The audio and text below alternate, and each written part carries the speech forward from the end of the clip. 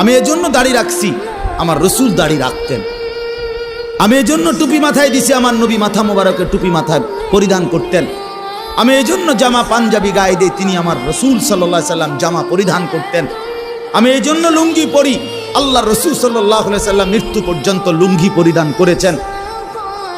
আমি এজন্য মোষ ছোট রাখি, আল্লাহ নবী সাল্লাল্লাহু আলাইহি ওয়াসাল্লাম বলছে একটি সুস্থ মানুষের পরিচয়, যে মানুষটা সুস্থ কিনা খোদার কসম এটার পরিচয় হলো যে মোষ ছোট রাখে, দাড়ি লম্বা করে, সে সুস্থ মানুষ, স্বাভাবিক মানুষ, স্বাভাবিক মানুষ।